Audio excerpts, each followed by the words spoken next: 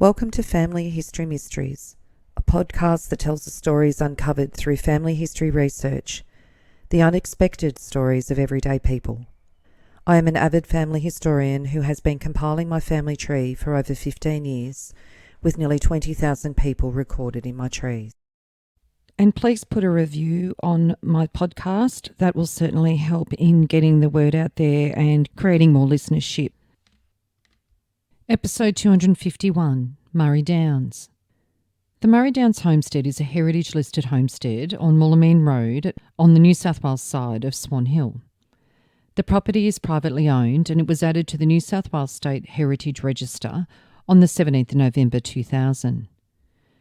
Murray Downs Station was a vast expanse of land bordered by the Walkall River to the north and the Murray River to the south. In 1848, Bell and Wilson applied to lease Crown land of 150,000 acres that became known as Murray Downs. In 1862, the property was divided into two leases, Murray Downs Station, 67,500 acres, and Mellall, 110,500 acres. Murray Downs and Mellall was acquired by Suetonius Henry Officer and his brother Charles in 1862. At that stage, it was all unimproved country without fences. All goods arrived by paddle steamer, and produce was likewise shipped along the river to Echuca and then by train to Melbourne. The Murray Downs Station prospered in the hands of Suetonius Officer. He was a pioneer of irrigation and established a flourishing citrus grove. The property became a community in itself. It had to be self-supporting. There was a baker, a blacksmith, a carpenter, steam engine drivers, drovers, shearers and wool classes. On the 22nd of June 1866, the Officer brothers were authorised to purchase land on Murray Downs, and by the 26th of January 1883, Murray Downs consisted of 77,700 acres of purchased land. The first homestead on Murray Downs was a pine log and mud iron roofed hut lined with hessian and paper. The date of construction was unknown. It was demolished as recently as 1917. The present homestead was commenced in 1866 by the Officer brothers, who built the middle portion. Bricks were brought from Echuca by barge. A comprehensive complex of outbuildings, including sheds and stables for carriage and stable horses, wagons and buggies, a blacksmith shop and a harness room were erected. At this time, the garden was also established. The Officer brothers were born in Tasmania to Robert Officer and Jemima Patterson. Robert Officer and Jemima both came out as Scottish free settlers on the Castle Forbes to New South Wales in 1821 and most likely met on the voyage. Robert married Jemima on the 25th of October 1823 in Hobart. The notice in the newspaper, married this morning by special licence at the Church of St David at Hobart Town, Robert Officer, Esquire, surgeon at New Norfolk, to Miss Jemima Patterson, daughter of Miles Patterson, Esquire of Hunterston, both in the district of Macquarie. Robert and Jemima had 13 children. Charles was the third born and Suetonius was the fifth. Robert Officer was a medical officer and a politician. He'd been born on the 3rd of October 1800 near Dundee in Scotland, the son of Robert Officer of Jacksbank and his wife Isabella Kerr. In 1821 he obtained his diploma as a member of the Royal College of Surgeons in London. As ship's surgeon in the Castle Forbes, he arrived at Hobart in March 1822, and by the May he was a supernumerary assistant surgeon earning 3 shillings a day. In 1824, Robert moved to New Norfolk, which was an allotted area of 11 kilometres along the Derwent River. By 1827, the district had increased to 56 kilometres. He also acted as a surgeon to the military garrison and their families, and he had charge of the New Norfolk Hospital, of convicts on many public works, and of the jail where he attended all corporal punishments. For these duties, his pay was increased to 7 shillings a day, and he was promoted to district surgeon and appointed as a magistrate. In 1831, he was criticised for sending convicts from road gangs to New Norfolk for treatment, thereby interfering with their discipline. His reply was that he had no desire to be known as a mere slave driver. In 1826, Officer had been given a grant on the River Clyde. Soon afterwards, he made a home for his family at Bothwell, where much property was held by the Pattersons and by Captain Patrick Wood, who'd married Jane Patterson after resigning from the East India Company service. In 1835, Officer moved with his family to Hobart, where he found time to distill oil from gum leaves. He recommended it to the Lieutenant Governor as an article of export and was authorised to build a larger still and to provide samples of the oil for sending to England. In 1838, he sought promotion and was appointed to inspect the entire colonial and convict medical department. His report was well received by the Executive Council and the Colonial Office. In the next year, when the military branch was separated on his recommendation, he was temporarily made colonial surgeon, but his pay was not increased pending confirmation from London. In 1838, against his wife's wishes, Officer had become infected by the mad Port Phillip transactions and, in partnership with his brother-in-law Captain Wood, planned to send 3,000 sheep to Geelong as a speculation. The first shipload left Georgetown in February 1839, but Officer thought it was unwise to settle close to Geelong and engaged John Patterson and Matthew Gibb to find a run further afield. By the August, Officer was having an 8-roomed wooden house prefabricated for the new venture. In October, he had 6,500 sheep under offer at 22 shillings a head with a station thrown in, but did not buy because his wife was reluctant to move to the mainland. In the November, when she appealed to yield, Officer and Wood ordered their agents to buy sheep and cattle, mostly on terms. On Gibbs' advice, Officer had also bought land and acquired the rights to several runs, some in conjunction with Wood. Granted leave to visit Port Phillip in the December, Officer took his ready-made house, intending to settle permanently. Although Wood pleaded caution, Officer continued to buy livestock at boom prices, and because competent labour was scarce, he undertook to pay £500 to bring workmen from Scotland. In 1840, he paid several visits to Port Phillip, but most of his business was left to the discretion of Patterson and Gibb. Suddenly the prospects became gloomy. He claimed land as bounty for importing labourers, but was not permitted to locate it where he wished. When his workmen arrived, they proved intractable, and he braved his wife's wrath by sending for their 2 sons who were being educated in Edinburgh. In the December, he found that Gibb was exploiting him, for his wool had sold badly through poor preparation, so he resigned from the medical department, intending to manage his own affairs. With the onset of the Depression, he had begun to sell his livestock and some land. Through the backing of his brother-in-law, John Hugh Patterson, he was left with bills for at least £3,000, but escaped insolvency and later salvaged enough property to establish his sons as pastoralists in Victoria. In April 1841, Officer had tried without success to rejoin the medical service in Van Diemen's Land, but in the June he was appointed health officer at Hobart with a salary of £150. He held this position until 1850. Among many other duties, Officer served in the Immigration Department, on the Court of Medical Examiners, on the Committee for Placing Children from the Queen's Orphan Schools in jobs, and a trustee of the Infant School. In 1850 he resigned and retired to Hall Green, his home at New Norfolk. There he built up a private practice, which he soon sold to his partner, Dr. James Agnew. As an active supporter of Reverend John West on the anti-transportation issue, Officer had become interested in politics. In October 1853, he was elected for Buckingham in the Legislative Council, and in the next year shared in drafting the colony's constitution for responsible government. In 1856, he was elected unopposed for Glenorchy to the new House of Assembly, and after 5 years as chairman of committees was chosen as Speaker in 1861. He held this office with dignity and tact until forced by ill health to retire in April 1877. By that time, he'd also served as a chairman on the New Norfolk Lunatic Asylum Commission, president of the Council of Education, member of the Hobart High School Committee, vice president of the Royal Society of Tasmania, and a founding member and second president of the Tasmanian Club. As a chairman of the Salmon Commission, he shared in establishing salmon ponds near New Norfolk, which he showed to the Duke of Edinburgh in 1868. In January 1869, he was knighted.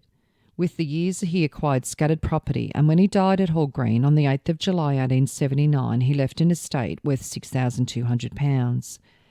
His widow died on the 28th of September 1881. Their surviving children were 6 sons and 7 daughters.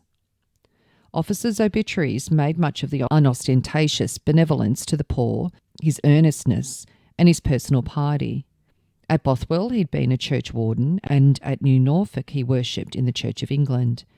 He often praised the Wesleyan missionaries for their work amongst the convicts and subscribed to various chapel funds in remote districts. In Hobart, he was an elder of St Andrew's Church and treasurer of St John's and a close friend of many Presbyterian ministers. In the Hobart Presbytery, he was a prominent figure, and at his death, the oldest office bearer. Officer College was established in Hobart in his memory. And on the 26th of July 1879, in the Deniliquin Pastoral Times, it printed the obituary from the Hobart Town Mercury on Sir Robert Officer. Seldom have we had to pen the obituary of a more distinguished colonist, or one who, through a Tasmanian career, extended over more than half a century. It has rendered a more notable and valuable service as a public man than that of Sir Robert Officer, news of whose lamented death at his residence, Hall Green, New Norfolk, reached Hobart Town late on Tuesday. The deceased gentleman arrived in the colony in 1821 at the age of 21 years, having been born near Montrose in 1800.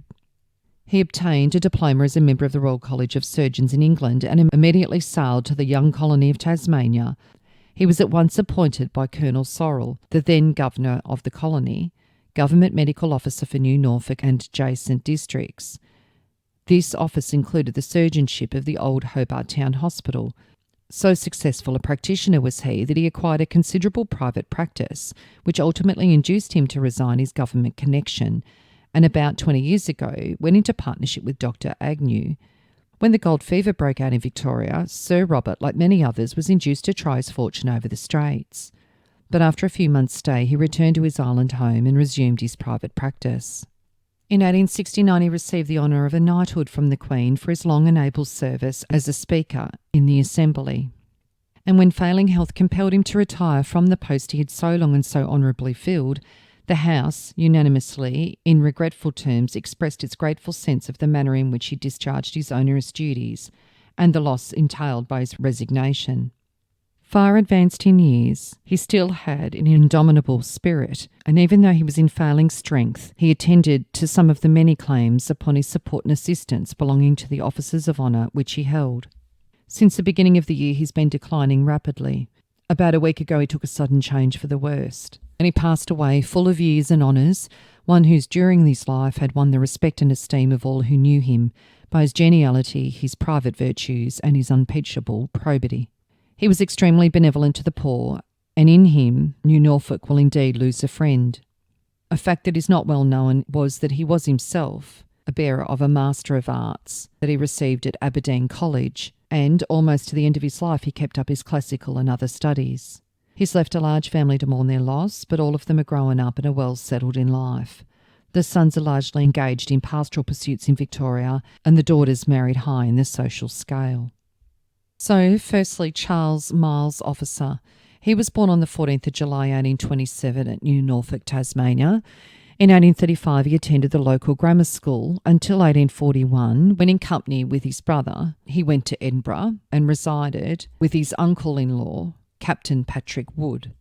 In 1843, with the view of entering the medical profession, he attended classes at Surgeons Square, Edinburgh, but was obliged in the next year to abandon his studies and return to Tasmania on urgent private affairs.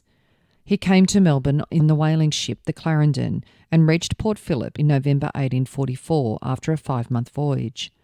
After staying a few days with Dr. Hobson, he crossed to Hobart Town on the schooner the Flying Fish, calling en route at Spring Bay and taking 5 days for the passage. In the following year, he left Hobart Town for the River Shannon in the Bothwell district and followed pastoral pursuits combined with hop growing at New Norfolk. In 1848, he moved to the Wimmera in the Port Phillip district to his father's run, Mount Talbot, managed by his eldest brother, Robert. In the goldfields, where he had little luck but enjoyed himself, in 1854, with Suetonius, he took over the management of Mount Talbot. The run of 100 square miles was some of the best merino country in Victoria, with 15,000 sheep and 500 cattle. In 1856, the brothers took over the 25,000-acre Lingmer station, acquired by their father in 1849. Charles married Christina Susanna Robertson of Launceston in 1854. She was known to be a very sweet woman. The marriage announcement in the paper says on the 24th, Charles Miles Officer Esquire, second son of Robert Officer Esquire MLC, to Christiana Susanna, only daughter of the late Daniel Robertson, Esquire. Charles and Christiana had 11 children together. By 1859, they were able to buy Mount Talbot and continued as partners, though Suetonius soon went north to manage their Riverina holdings, notably Murray Downs Station near Swan Hill and Killara, a 998,000-acre property on the Darling River. Charles and Suetonius were both interested in rearing ostriches for leather and for feathers for the fashion trade. In 1866, Mount Talbot was thrown open for selection and Charles moved his family to Melbourne. 4 of his children died in 1868 as a result of a typhoid outbreak. 5 of their children did not survive childhood. They returned back to Mount Talbot and remained until 1873, when he moved the family permanently to live at Landcox in Brighton, instructing his land agent to buy the necessary sections of Mount Talbot as they came up for sale. He had trouble with various sharks who bought lots crucial to the squatter and forced him to pay dearly for them. Officer finally gained a freehold of 16,700 acres. Christiana died on the 21st of July 1875 in Melbourne, aged only 40, and when their youngest child was only 10 months old. She died at Moorabbin House in Brighton. Charles remarried in November 1876 to Ellen Agnes Besnard at St Peter's Church in East Melbourne. Ellen was 23 years younger than Charles. Charles was 49 and Ellen 26 when they married. They had 8 children, with 7 surviving childhood. One son died in France in World War I. The political instability of 1878 and 1879 worried Officer, and only the inability to realise on his Victorian property prevented him from transferring to New South Wales, where he had large interests. At Murray Downs, with his brother Suetonius, Charles initiated the system of irrigation, which was afterwards developed on a colossal scale at Mildura, and he was the first pastoralist in Victoria to use the swing gate for drafting sheep. In the early 1880s, he purchased Ottawa, a toorak in Melbourne, and lived there for many years. In 1880, Charles was persuaded to contest the Dundas seat in the Legislative Assembly, but was unsuccessful. However, in the 1883 election, he was successful, and he held the seat until his retirement in 1895. His practical knowledge and business acumen made him an ideal member for this country constituency. He represented the Government of Tasmania as an Executive Commissioner in Melbourne during the International Exhibition of 1880 and 1881. He was for many years an honorary treasurer of the Deaf and Dumb Asylum and 10 years a member of the Zoological Society, of which he was president in 1887. He served on the Royal Commission on Lunatic Asylums in 1884 to 1886. Charles's business sense was highly valued and he was generally respected. He was one of the first directors of the Australian Frozen Meat Export Company, formed at meetings in 1879 and 1880. He was chairman on the board of advice of Dalgety and Company. From 1885 to 1894, he was the director of the Trustees and Executors Association. He was also a member of the Board of Control for the Protection of Aborigines. He had learnt the language of the Mount Talbot tribe. Charles's recipe for connecting with the Aboriginals was very simplistic and very British: teach them cricket. Many other graziers in Western Victoria thought the same, and in the 1860s soon found that the Aborigines could become very good at the game. Mount Talbot produced 2 prominent cricketers, Billy Officer and Bullocky, the latter's tribal name being Bullahunak, and he played at Lord's in 1868. Charles was also a Justice of the Peace and supported the Ormond College Scholarship Fund for some years, but he was a lieutenant in the Field Artillery Brigade and he was appointed aide-de-camp to Governor Locke in May 1887. The financial strain of acquiring the freehold of Mount Talbot and losses from drought on his West Darling holdings gave him a worrying time.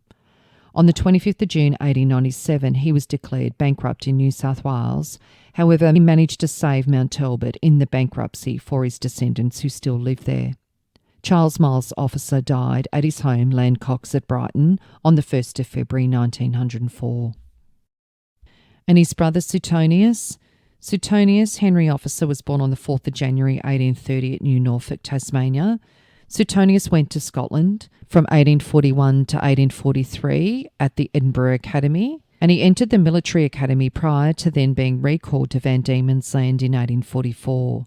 He engaged in mercantile life in Tasmania for some years and subsequently came across to Victoria, when the gold fever had reached its height. However, he was not a lucky digger. Suetonius left Mount Talbot in the Wimmera area of Victoria in 1862 and bought the rights of Mill Station in the Riverina with his brother Charles. With a pair of horse and buggy, it took him 5 days to reach Swan Hill. The brothers were not satisfied with this property and sold it. In 1863, with Charles, they acquired Murray Downs and Willacool on the Darling River. When Murray Downs was acquired, it was all unimproved country without fences, and sheep had to be shepherded to protect them from the Aborigines and dingoes. Kangaroos were numerous, and in a few months, 13,000 were killed. Snakes swarmed on the Murray Downs flats, and it was recorded that for a wager, Suetonius officer killed 60 snakes in an hour. On the river frontage of the Murray River, Suetonius installed pumps at Murray Downs, worked by horse, windmills and later steam, and irrigated large paddocks for lucerne and maize, as well as orchards and groves of Jaffa oranges. Murray Downs oranges were famous long before Mildura was thought of, and the results from this grove were probably a factor in the original proposal to form an irrigation settlement in Mildura. Suetonius married Mary Lilias Rigg-Cairns in 1866 in Victoria. Their marriage was announced in the Brecon Advertiser in Scotland on the 2nd of April 1867. At Chalmers Church, Melbourne, Australia, on the 13th of December 1866, Suetonius Henry Officer, Esquire of Murray Downs, son of the Honorary Robert Officer, Speaker of Tasmania, to Mary Lilias Rigg-Cairns, fourth daughter of the Reverend Adam Cairns. She laid the foundation stone of the Swan Hill Presbyterian Church and was its first organist. Mary was 15 years younger than Suetonius. She was 21 when they married. Suetonius lived on Murray Downs until just prior to his death. Both he and his wife took a leading part in hospital and church work and identified themselves with every movement in the remote district in which they were settled. He bought 5 adjoining blocks of land at Mount Macedon, a total of 38 acres, between 1872 and 1877 as the site for a summer house. He subsequently developed the beautiful gardens, which now comprise about 12 acres, called Dunera. In 1878, the brothers also acquired Killara, a 998,000-acre property on the Darling River. An avid reader, Suetonius had scientific interests. In November 1878, he read a paper to the Zoological Society of Victoria on ostriches that he'd introduced at Murray Downs, and he was also interested in astronomy. He was a member of the Darling District Pastoral Association. He was a magistrate and a leader in religious and philanthropic development of the Swan Hill District, and he helped to finance the Presbyterian Church and at the school awarded prizes for scripture. In 1881, Suetonius moved to Melbourne for the education of his 6 children, and he bought Leewood in Moulamein Road, Toorak. It comprised of 22 acres and had a 19-room house that looked north over the Yarra River. Suetonius died before the renovations to Leewood were complete, but his wife Mary resided there for 10 years before she sold it. He died after a long illness on the 26th of July 1883, aged only 52, when their youngest child was only 2.5. He was widely mourned and left much of his pioneering irrigation unfinished. His estate was valued for probate at £59,000, of which he bequeathed £8,000 to 12 educational and philanthropic institutions. Leewood was leased in 1885, while his wife Mary resided at Malvern House, but she returned to live at Leewood in 1890 until the property was sold around 1900. She then moved to Hall Green in Tasmania. St Kevin's College acquired the property in 1931 and renamed it Glenbervie House, which is a location in Scotland where the officer family originated from, and it became part of the school until 1970, when it was demolished for a housing development. The officer brothers' siblings. The firstborn was Robert, who was born on the 14th of March 1825 in New Norfolk, Tasmania. Ursula Reid and Colin Officer, both in their family history research, had some points of interest concerning Robert's life. Robert accompanied his father on a visit to Victoria in 1842 with the aim of investing in a sheep station in the Western Districts. Then in 1847, his father acquired the Mount Talbot run, and he appointed the very handsome young Robert as manager, who was later joined by his brothers Charles and Suetonius. He married Martha Reid, the daughter of Captain G.F. Reid, in Tasmania on the 7th of May 1851. Martha was 7 years younger than Robert. They had 7 sons and 3 daughters, with one son dying in infancy. Robert then acquired Rocklands Estate, which is 7 miles from Balmoral in Victoria, in 1853. Besides being a well-known flockmaster, he was keenly interested in horse breeding and was a successful exhibitor at the local shows. Having a knowledge of medicine, he often travelled miles to attend the sick. Owing to a scarcity of doctors in those early days, medical attention was very often unobtainable. Both Robert and his wife took a lively interest in the movements for the progress of the district, and when they left Rocklands, the residents presented them with a valuable service plate as a mark of esteem in which they were held. Robert sold Rocklands Estate between 1861 and 1871. Rocklands is now the site of a large reservoir supplying Horsham. They then settled at Marathon near Geelong, but after a few years he took up residence at Greenbanks at Berwick. Such was his prestige as a local identity in Berwick that the nearby hamlet took his name, titling it Officer. He died, aged only 56, on the 25th of August 1881 at his property Greenbanks. Martha long outlived her husband and died in 1917 at Lindisfarne in Tasmania, aged 86. The next sibling was Eliza Hunter, officer, who was born on the 7th of May 1826 at New Norfolk, Tasmania. She married James Blackwood on the 29th of March 1849 in Hobart, when she was 22 and James 26. They had 8 children and moved to Melbourne by 1853. James was born in Scotland. He was the son of Hugh Blackwood, a landowner, and his wife Janet Richard. One of his ancestors was a privy councillor to Mary Queen of Scots, and his immediate forebears had landed estates in Ayrshire. James was the first of 3 brothers to migrate to Australia, and he arrived in Sydney in December 1839.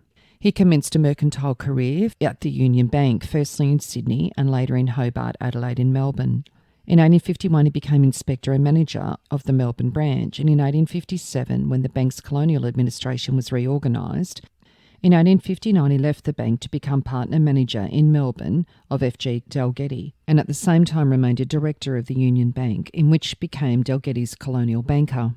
Blackwood continued in active management until 1879 and became Dalgety's most trusted colleague. He supervised Dalgety's largest colonial firm and was critical in its period of growth. As a mercantile representative, he gave evidence to select committees on government banking in 1853 and 1854, and he was on Supreme Court sittings in 1858 and reduced tariff duties in 1866. He was a keen sportsman. He was the first chairman of the Victorian Racing Club and an early member of the Melbourne Club. Eliza died on the 8th of February 1867 at their home Mount Alto at Toorak in Victoria, aged only 40. When Robert died, his estate was valued at £72,000. 2 daughters received £10,000 each, and the residue went to his son, Arthur Rankin Blackwood, who became Melbourne manager of Dalgety, Blackwood and Company. The next sibling was Catherine, who was born on the 29th of July 1828 at New Norfolk.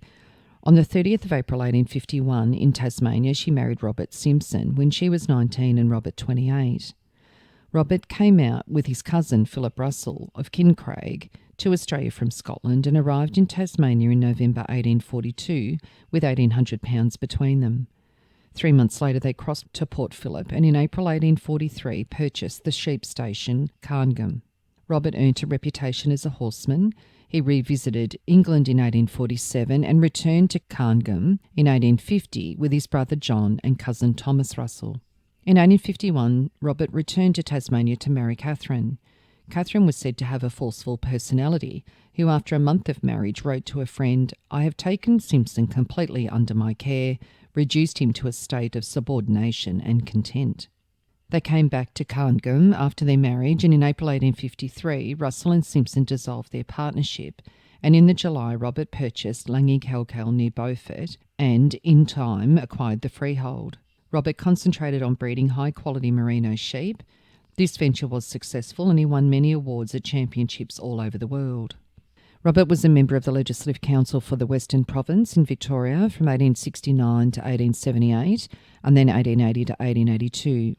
He was an active committee man and sometime president of associations including the National Agricultural Society, the Sheep Breeders Association, the Zoological Society and the Royal Horticultural Society.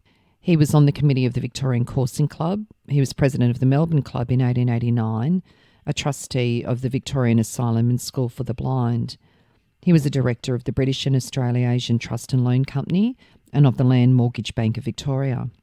In Melbourne, he was a prominent member of the Scots Church congregation and a trustee of the Scotch College and other church property.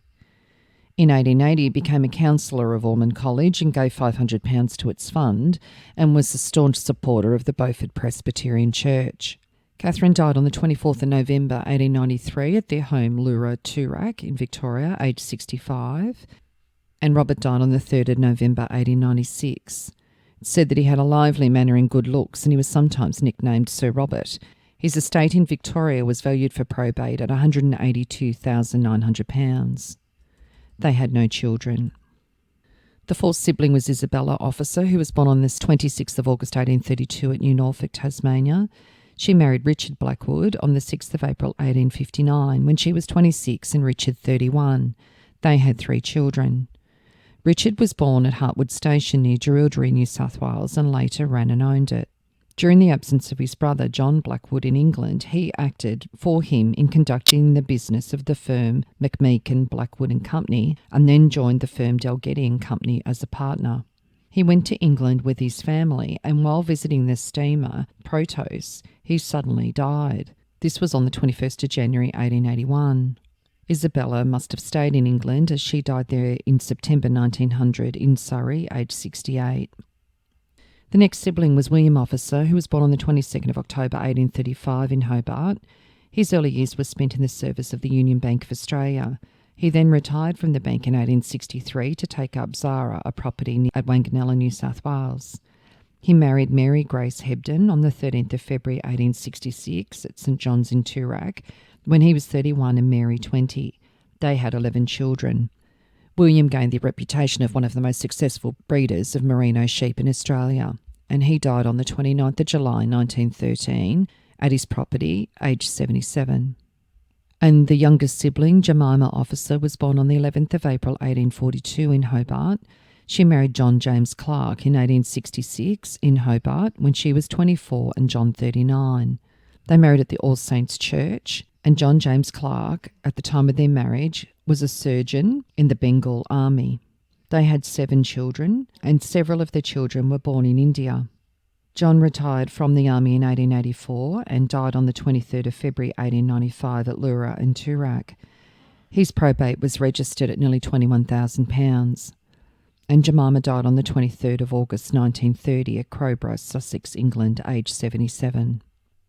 After Suetonius died, Charles sold Murray Downs at auction in 1884 to Alfred Felton and Charles Campbell. The wool and sheep industry flourished during their ownership of the station. In 1889, there were 79,300 sheep shorn on the property. From 1888 to 1891, Campbell and Felton altered and added to the homestead. The 2-storey portion and roof tower was built as a lookout for approaching Aborigines. The homestead was probably at its peak in around 1890. There were 6 houses on the entire estate at this stage and many more outbuildings. The household staff used to consist of a governess, a parlour maid and other maids under the supervision of a housekeeper. A little on Alfred Felton. Alfred Felton was born in Malden, Essex, England. He was the 5th child of 6 sons and 3 daughters to William Felton, a currier, and his wife Hannah. Alfred travelled to Victoria on the ship California in 1853 in the search for gold. In 1857, he was in business in Collins Street, Melbourne, as a commission agent and dealer in merchandise, and in 1859 was an importer and general dealer. In 1861, he was in business in Swanston Street as a wholesale druggist. In 1867, Felton went into partnership with Frederick Shepherd Grimwade and founded Felton, Grimwade and Company, wholesale druggists and manufacturing chemists. As the business grew over the years, the partners acquired interests in associated industries such as the Melbourne Glass Bottle Works and the fertiliser company Cummings Smith and Company.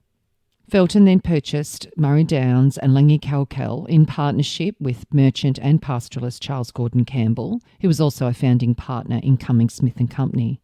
Upon Felton's death, his share in the estates was sold to Campbell. Felton's wants were few and he never married. He gave away considerable amounts to charity and formed large collections of pictures and books which at times threatened to push him out of his rooms at the Esplanade Hotel in St Kilda. He died there on the 8th of January 1904. In 2005, Melbourne Grammar, Grimwade House, opened the Alfred Felton Hall in honour of him. Alfred Felton had no direct descendants. In his will, he established a philanthropic trust known as the Felton Bequest. The bequest had been established to support culture and the community, with half the funding benefiting Victorian charities, particularly those that supported women and children, and the other half used to acquire and donate artworks to the National Gallery of Victoria. After the payment of legacies and probate duties, the residue of the estate was £378,000, a huge sum. The gallery selected a number of works from Felton's personal collection, and the remainder was sold at auction, the proceeds being added to the bequest.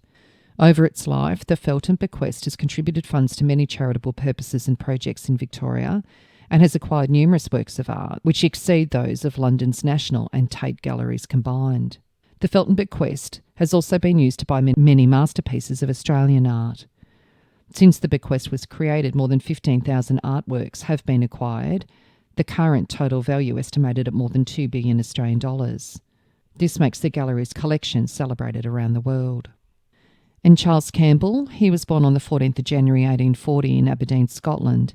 He was the son of Duncan Campbell, a cattle driver, and his wife Catherine McLean.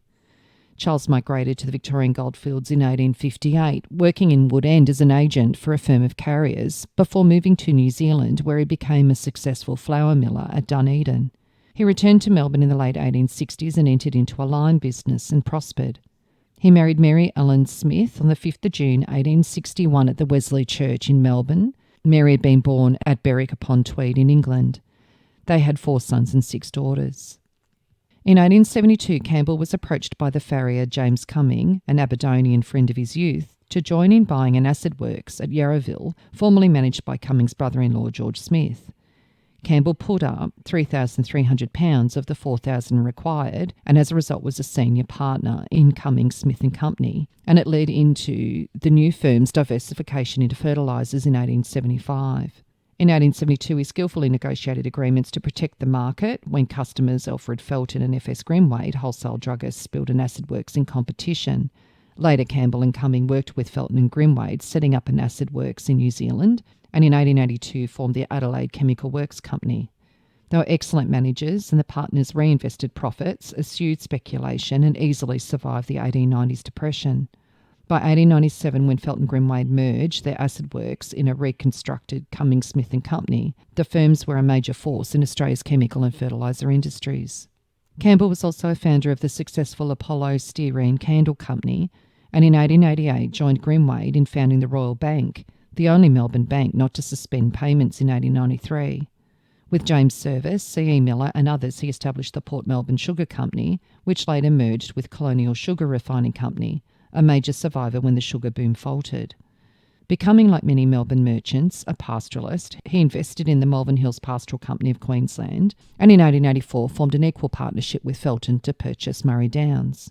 The partners spent heavily on improvements, spreading much superphosphate, presumably of their own manufacture, and establishing the largest irrigated area of the time on the Murray. In 1889, the station sent 327 bales of wool down the river to Echuca, but the wool prices fell in the 1890s and the drought was a recurring problem.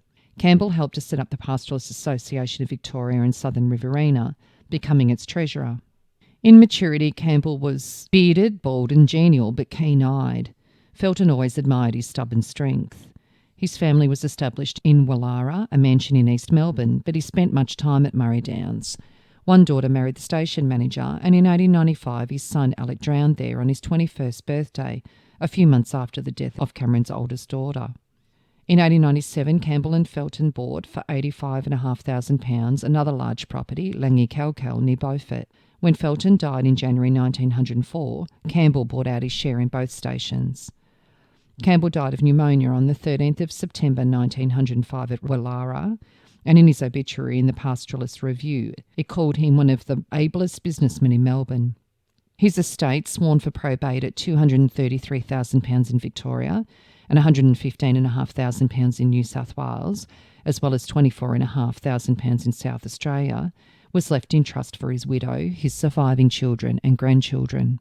In 1905, the property came under the control of the Trustee Executors and Agency Company Limited of Melbourne. And on the 26th of July 1911 in the Melbourne Argus, from the lookout at Murray Downs Homestead, miles of splendid rolling country can be seen. Lake Toomer shimmers in the distance. The Murray, huge and swollen, swells past the water a few inches below the banks. A magnificent orange grove demonstrates the fertility of the soil. Great trees laden with reddish-yellow fruit, parramatters and Washington navels, the latter over a pound in weight, cover some acres. There are lemon trees covered with fruit, vines that yield prolifically, and laden mandarin bushes. The soil is regarded as the best in Australia. All that it needs is water, and water is at the door. Experiments on Murray Downs have shown that all sorts of produce can be grown. Even sugarcane has been tried and has been proven to be wonderfully successful. Murray Downs is part of a trust estate, and the terms of the trust prohibit it from being cut up for settlement for another 20 years. But there are hundreds of thousands of acres of equally good land in the Riverina on which no such embargo has been placed. The land is capable of carrying as dense a population as any part of Australia. It should be the greatest producing area of the Commonwealth, but it lacks two things: people and railway transport. In 1917, a merino stud was established under the supervision of Arthur Laird, who was to manage the station until 1935. The experiment was successful, and Murray Downs was registered as a stud in 1922. And on the 8th of August 1925 in the Melbourne Australian, Murray Downs Estate, Homestead and Improvements. The name of Laird has long been associated with merinos of the highest quality, and an examination of the stud which has been established at Murray Downs reveals the fact that Mr. Arthur Laird, the manager, has achieved a remarkable degree of success in a comparatively short period. A life lived amongst merinos, during which he laid the foundations of two of our leading studs, Gulgumbla and Willandra, has equipped Mr. Laird for the task that he set himself when he took over Murray Downs 10 years ago. With the strength of this experience and a keen foresight and an almost uncanny instinct for the judging and mating of sheep, no better man could have been chosen to fill the post. In addition to the sheep, Mr. Laird is keenly interested in good dogs and in bloodstock. The extensive homestead is little more than a mile from Swan Hill, situated in a charming old garden and orange grove close to the river, with the frontage of 25 miles. It is natural, therefore, to find that the run is well suited for both winter and summer pasturage, and the good grass and herbage have materially aided the manager in developing the rangy form and rude constitution of his sheep. Barley and white-top grasses constitute the principal feed, while saltbush and other edible bushes abound on certain sections. In addition to the natural fodder, pumping plants on the river can irrigate a very extensive area, which at present exhibits a splendid growth of clovers, trefoil and lucerne, embodying a number of Mr. Laird's own ideas and installed almost entirely by station labour. It is a pump driven by a 50 horsepower oil engine, capable of lifting 400,000 gallons of water an hour, at a cost less than a third to the price of steam. The feed is automatic, and during the 1919 drought, this plant worked for 36 days continually, with the exception of one 3-hour spell. After the recent beneficial rains, the run is an absolute picture. The country consists mainly of red downs and grey river flats, but a really amazing variety of soils can be found. Levee banks and drains have reclaimed large areas, and a vast amount of clearing and general improvement has been effected. Thousands of acres of what was once mallee box and tea tree scrub, now growing a thick covering of excellent feed. The sheep fully testify to the fact that this station is well adapted to the production of stud sheep in large numbers, developing in them these characteristics which are so essential from the flock owner's point of view: stamina and density of fleece. And another article on the estate, Murray Downs. The name suggests pastoral tranquility. Last year, this property was selected for journalists from America to look over and gain an impression of typical Australian grazing conditions. The country, though suffering from drought at the time, reminded the visitors of their beloved California, and they went away with the pleasing idea of unbounded potentialities of the Murray Valley. The first legal occupants of Murray Downs were Bell and Wilson, whose licence was gazetted in 1847. McTiernan Company had taken up land below the Downs in 1846, but they met trouble with the blacks and their stay was short. E. Hogg added the run to his holdings in the late 1850s. He took over from Pike, who may have been a lessee from Bell and Wilson. When first occupied, Murray Downs, which extended from Swan Hill along the northern side of the river and back, comprised of 150,000 acres, assessed to carry 24,000 sheep and 1,000 head of cattle, but in Hogg's time it was reduced to 102,500 acres, and was supposed to be capable of carrying only 6,000 sheep and a few cattle. Hogg had Moolul as well in the late 1860s and held more than 880,000 acres, but the principal pioneer of the Murray Downs country was Suetonius Henry Officer. In 1863 acquired Murray Downs, where Suetonius lived until his death in 1883. Mrs. S.H. Officer, who was a daughter of Dr. Adam Cairns of Cairns Memorial fame, feared snakes and blacks, so her husband had a great wall of protection erected around the homestead. The Murray Downs Homestead with its wall reminds one of an old fort or battlement. S.H. Officer also laid out an immense garden which slopes down to the river. He had thousands of tons of red soil carted to the garden site and spread over the rich black soil. The orange grove had trees from Jaffa that were imported. Avenues of poplars and elms were part of the design. The wonderful garden under irrigation grew in grandeur and beauty until it became one of the show sites of inland Australia. The Wadi Wadi tribe of blacks who flourished in their primitive way on the Murray Downs country were feared and respected for their size and strength. Few of the Wadi Wadi men were less than 6 foot tall, and there are records of giants among them. One was said to have been 7 foot and 4 inches tall. These natives lived well. They were great fish eaters, and it was their custom to place weirs or nets across outlets from the river so that when the waters receded they had food in abundance entrapped in shallow pools. There was often so much unconsumed fishy food about that occasionally they had to shift camp. The carbuncle and bulrush provided an article of diet for the blacks. The bulrush reeds are full of starch, and there are many blackfellows ovens on Murray Downs. They can be found mostly on the edges of swamps and along branches of the river, but not on the main riverbanks. Charles Officer was at Murray Downs with his brother for a time, and he has the honour of pioneering the irrigation works on the estate. He erected the first steam pumping plant on the Murray. About 3 years ago, the 100th first prize was taken by a Murray Downs exhibit, and many firsts have been gained since. Numerous championship ribbons adorn the show records of the stud as well. Irrigation has been extended throughout the property, nearly 3,000 acres being sown down to Lucerne. As for the country itself, besides the large area of rich river flats, there are great stretches of higher grasslands, well covered in average seasons with white top, a little corkscrew and creeping saltbush and herbage.